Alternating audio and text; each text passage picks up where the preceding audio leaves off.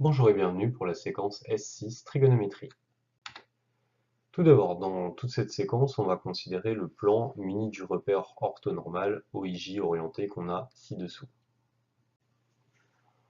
Cercle trigonométrique et angle orienté. Un angle de 1 radian est un angle au centre qui intercepte sur un cercle de rayon 1 un arc de longueur égale à 1. Illustration ici.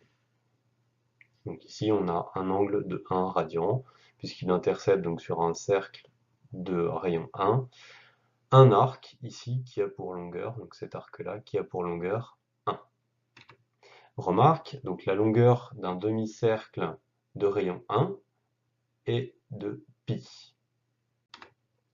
Proposition, la définition du radian permet de définir une autre façon de mesurer un angle. Et en plus de ça, il y a proportionnalité entre mesure en radian et mesure en degrés. Exemple avec le tableau qu'on a ci-dessous. On a dit que pi radian, ça correspondait donc à 180 degrés. Autrement dit, pour passer d'un angle en degrés à un angle en radian, on va multiplier par pi sur 180.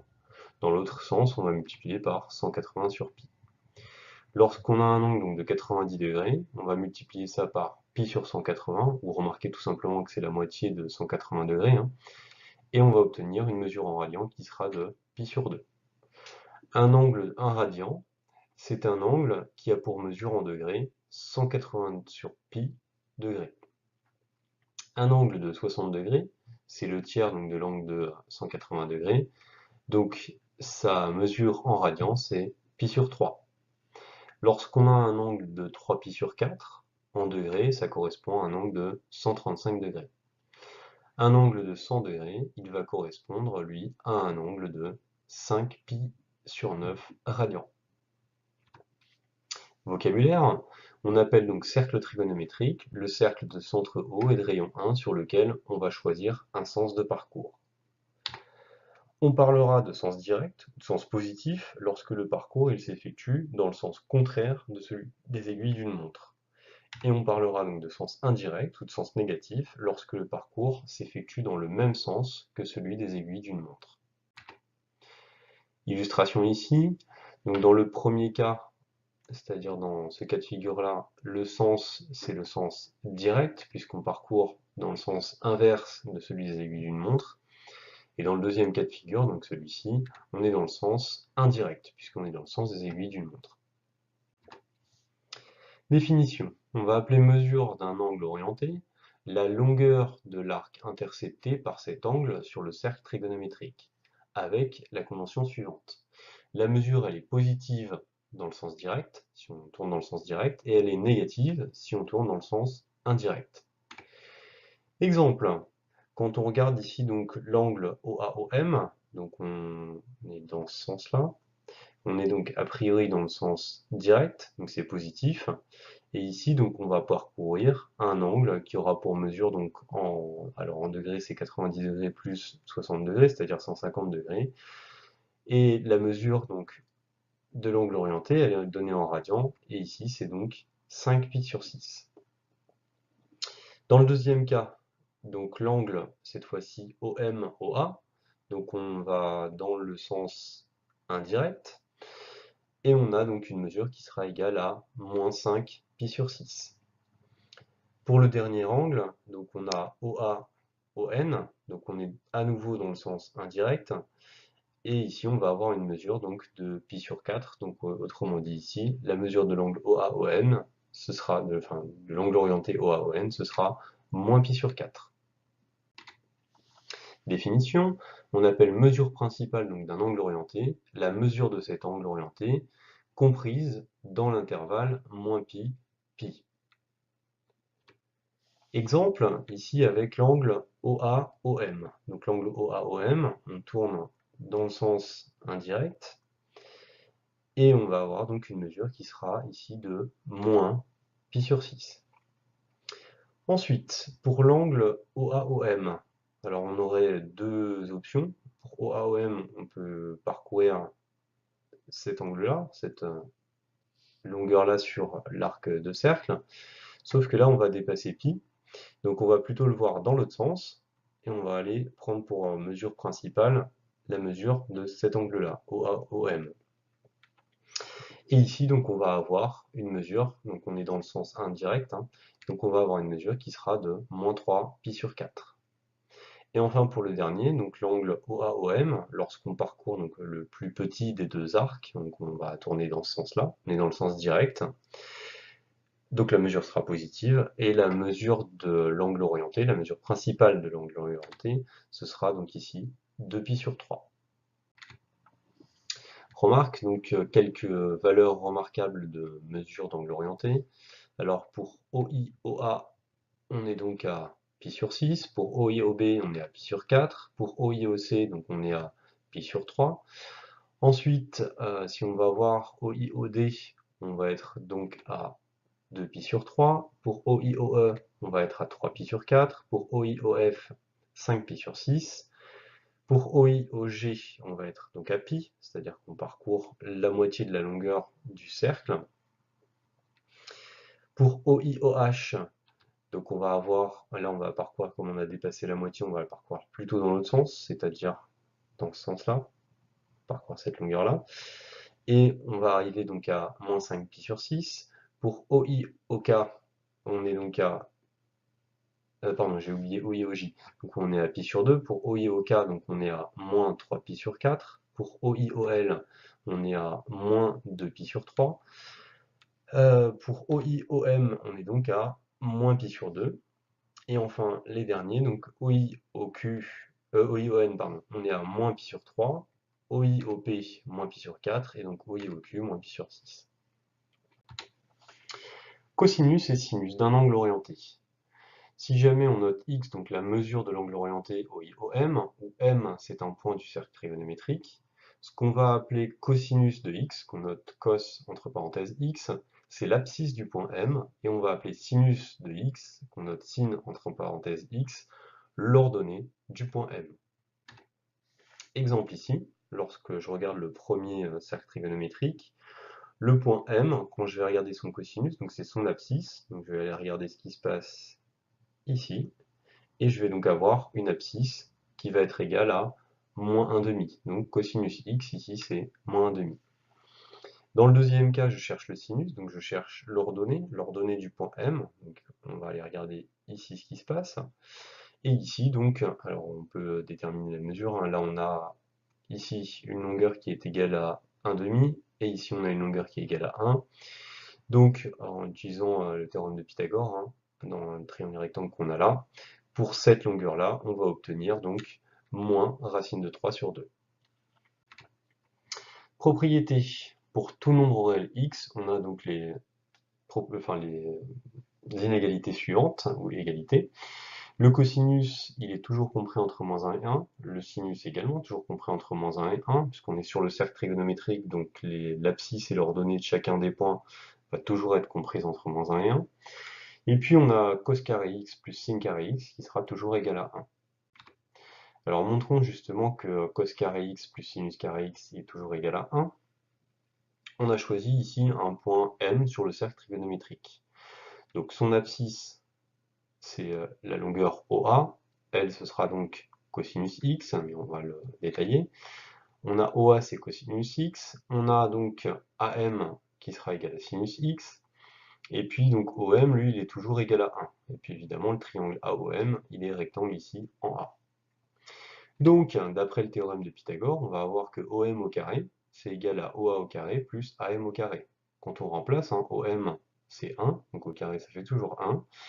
Et puis OA carré, on a dit que c'était cosinus carré x, et AM, c'est sinus, enfin AM carré, c'est sinus carré x. Donc on a bien l'égalité qu'on souhaitait montrer. Quelques valeurs remarquables, le cosinus de 0 c'est 1, cosinus de pi sur 6 c'est racine de 3 sur 2, cosinus de pi sur 4 racine de 2 sur 2, cosinus de pi sur 3 1,5 et cosinus de pi sur 2 c'est 0. Pour le sinus, sinus donc de 0 c'est l'abscisse du point M lorsque x vaut 0, donc évidemment ici ce sera 0, c'est l'ordonnée pardon du point M. Le sinus de pi sur 6 c'est 1,5. Sinus pi sur 4, racine de 2 sur 2. Sinus pi sur 3, racine de 3 sur 2. Et enfin, sinus pi sur 2, c'est 1. Proposition. Pour tout réel x, on va avoir les égalités suivantes. Cosinus pi moins x, c'est moins cosinus x. Et sinus pi moins x, c'est sinus x. Exemple, lorsque je cherche à déterminer cosinus pi moins pi sur 3, c'est donc cosinus de pi sur 3, et c'est moins 1 demi. C'est bien l'opposé de cosinus pi sur 3, qui lui est égal à 1 demi. Et pour le sinus, si on considère pi moins pi sur 6, c'est bien sinus 5 pi sur 6, c'est-à-dire donc 1 demi, et c'est bien la même chose que sinus pi sur 6. Proposition, pour tout réel x, on a donc cosinus pi plus x qui sera égal à moins cosinus x, et sinus pi plus x qui sera aussi égal à moins sinus x. Exemple, quand on prend cosinus pi plus pi sur 3, c'est donc cosinus 4pi sur 3, c'est-à-dire moins 1 demi, et c'est bien moins cosinus pi sur 3. Et sinus, donc pi plus pi sur 6, c'est sinus 7pi sur 6, c'est-à-dire moins 1 demi, et c'est bien moins sinus pi sur 6. Proposition également, pour tout réel, donc x, on a cosinus moins x qui est égal à cosinus x, et sinus moins x qui est égal à moins sinus x. Exemple, cosinus moins pi sur 4, donc c'est racine de 2 sur 2, c'est cosinus pi sur 4. Et sinus moins pi sur 4, c'est moins racine de 2 sur 2, c'est-à-dire moins sinus pi sur 4. Pour tout réel x, on a cosinus pi sur 2 moins x qui est égal à sinus x, et sinus pi sur 2 moins x qui va être égal à cosinus x. Exemple, cosinus pi sur 2 moins pi sur 6, c'est cosinus pi sur 3, c'est-à-dire 1 demi, et c'est bien la même chose que sinus pi sur 6. Et sinus pi sur 2 moins pi sur 6, c'est-à-dire sinus pi sur 3, c'est racine de 3 sur 2, et c'est bien cosinus pi sur 6. Formule de trigonométrie. Donc on a les formules suivantes. Cosinus x plus y, c'est cosinus x cosinus y, moins sinus x sinus y. Cosinus x moins y, c'est cosinus x cosinus y, plus sinus x sinus y. Sinus x plus y, c'est sinus x cosinus y, plus cosinus x sinus y. Et enfin, sinus x moins y, c'est sinus x cosinus y, moins cosinus x sinus y. Exemple, si jamais on remarque que pi sur 12, c'est pi sur 3 moins pi sur 4, ça permet de déterminer donc une valeur exacte pour cosinus pi sur 12. Puisque dans ces cas-là, cosinus pi sur 12, c'est cosinus pi sur 3 moins pi sur 4. On utilise la formule qu'on a juste au-dessus, ça nous donne donc cosinus pi sur 3, cosinus pi sur 4, plus sinus pi sur 3, sinus pi sur 4. Autrement dit, quand on remplace, ça nous donne 1 demi à multiplier par racine de 2 sur 2, plus racine de 3 sur 2 multiplié par racine de 2 sur 2. Ce qui nous donne au final racine de 2 plus racine de 6 sur 4. Et on peut également déterminer la valeur exacte de sinus pi sur 12, puisque sinus pi sur 12, c'est donc sinus pi sur 3 moins pi sur 4. C'est-à-dire sinus pi sur 3 cosinus pi sur 4, moins cosinus pi sur 3 sinus pi sur 4. En remplaçant, racine de 3 sur 2 multiplié par racine de 2 sur 2, moins 1 demi multiplié par racine de 2 sur 2. C'est-à-dire racine de 6 moins racine de 2 sur 4. Proposition. Pour tout réel x, on a donc cosinus de x qui va être égal à cosinus carré x moins sinus carré x. Ça, on l'obtient directement à partir de la formule cosinus x plus y, en remplaçant y par x. C'est également donc 2 cosinus carré x moins 1, et c'est également 1 moins 2 sinus carré x. Sinus 2x, c'est 2 fois sinus x cosinus x. Cosinus carré x, c'est 1 plus cosinus 2x sur 2. Sinus carré x, c'est 1 moins cos de x sur 2. Exemple, si jamais on remarque que pi sur 4, c'est 2 fois pi sur 8, ça nous permet de déterminer, par exemple, cosinus carré, pi sur 8, et donc après, cosinus pi sur 8. Cosinus carré, donc pi sur 8, c'est 1 plus cosinus pi sur 4, le tout divisé par 2. Cosinus pi sur 4, on le connaît, c'est racine de 2 sur 2, donc ça nous donne 1 plus racine de 2 sur 2, le tout sur 2. c'est-à-dire 2 plus racine de 2 sur 4. Donc, cosinus pi sur 8, bah, c'est la racine carrée donc c'est racine de 2 plus racine de 2 sur 4, ou son opposé, c'est-à-dire moins racine carrée de 2 plus racine de 2 sur 4. Or, pi sur 8, il est bien compris entre 0 et pi sur 2. On sait que sur ce domaine-là, le cosinus il est strictement positif, donc parmi les deux options qu'on a, on va choisir celle qui est positive. Et donc, cosinus pi sur 8, c'est racine de 2 plus racine de 2 sur 4. On peut procéder de même pour déterminer la valeur exacte de sinus pi sur 8. On va écrire donc que sinus carré pi sur 8, c'est donc 1 moins cosinus pi sur 4, le tout divisé par 2, c'est-à-dire 1 moins racine de 2 sur 2, le tout divisé par 2. Autrement dit, après simplification, 2 moins racine de 2 sur 4. Donc sinus pi sur 8, bah, c'est soit la racine carrée, soit l'opposé de la racine carrée de 2 moins racine de 2 sur 4. Mais sur l'intervalle, donc 0 pi sur 2, on sait que le sinus il est strictement positif, donc ici on va également choisir la valeur positive. Donc sinus pi sur 8, c'est racine de 2 moins racine de 2 sur 4. Équation du type cosinus x égale cosinus a et sinus x égale sinus a. Proposition d'abord. L'équation cosinus x égale cosinus a, elle a pour solution dans R x égale a plus 2 capi et x égale moins a plus 2 capi, avec k antirelatif. Exemple, l'équation cosinus x égale cosinus pi sur 6, elle a pour solution dans R x égale pi sur 6 plus 2 capi et x égale moins pi sur 6 plus 2 capi. Proposition, l'équation sinus x égale sinus a, elle a pour solution dans R x égale a plus 2 capi et x égale pi moins a plus 2 capi, avec k antirelatif. Exemple, quand on résout l'équation sinus x égale sinus 5pi sur 6, on va avoir pour solution x égale 5pi sur 6 plus 2 capi, ou x égale pi moins 5pi sur 6, c'est-à-dire pi sur 6, plus 2 capi. Les fonctions maintenant à cosinus et sinus. Donc les fonctions qui à x associent cosinus x et qui à x associent sinus x, elles sont toutes les deux périodiques de période 2pi. Elles sont 2pi périodiques. Puisque pour tout x réel, on va avoir cosinus x plus 2pi qui sera égal à cosinus x et sinus x plus 2pi qui sera égal à sinus x. Proposition. Les représentations graphiques donc des fonctions qui à x associent cosinus x et qui à x associent sinus x, elles sont inchangées par translation de vecteurs 2pi i, même de vecteurs 2kpi i. Illustration avec les deux courbes qu'on a là. Ici on a le vecteur qui est donc 2pi i,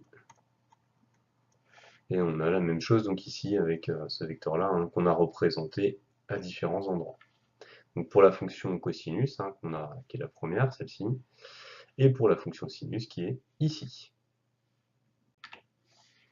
Proposition. La fonction donc, qui a x associe cosinus x, elle est paire, et donc pour tout réel x, on a cosinus moins x égale cosinus x. La représentation graphique donc, de la fonction qui a x associe cosinus x, elle admet l'axe des ordonnées pour axe de symétrie. Illustration, ici. Proposition, la fonction qui a x associe sinus x, elle est impaire, et donc pour tout réel x, on a sinus moins x, qui sera égal à moins sinus x.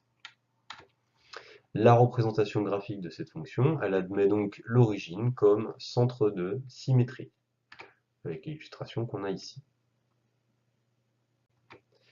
La fonction qui a x associe cosinus x, elle est décroissante sur l'intervalle 0pi.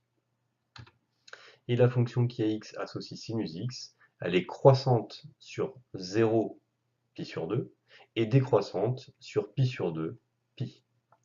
Voilà, merci de m'avoir suivi.